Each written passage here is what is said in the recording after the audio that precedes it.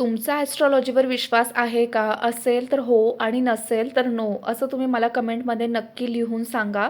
तर फ्रेंड्स, मी आहे दामिनी आणि माझी जी रास आहे ती मीन आहे.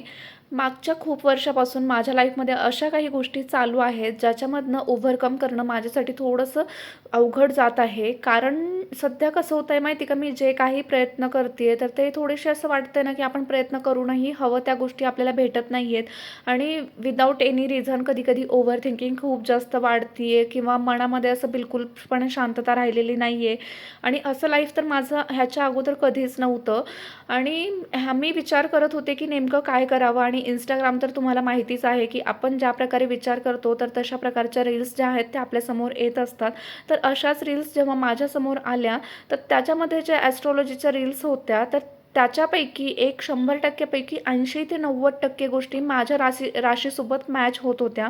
आणि माझी रास आहे मीन. त्या राशीमध्ये असं दाखवत आहे की तुम्ही सध्या जे तुमचा हा जो 2026चा जो पिरियड आहे तो थोडासा टफच जाणार आहे तुम्हाला. आणि तुम्ही म्हणजे मागच्या 3-4 वर्षापासून ज्या गोष्टींमध्ये अडकलेले आहात तर तुम्हाला आणखी 1-2 वर्ष तर सहनच करावं लागणार आहे. आणि खूप प्रयत्न करूनही तुमच्या हाताला हवं तेवढं यश मिळणार नाही आणि खूप साऱ्या डिफिकल्टीजसुद्धा वाढणाऱ्या आहेत, रेस्पॉन्सिबिलिटीज वाढणाऱ्या आहेत.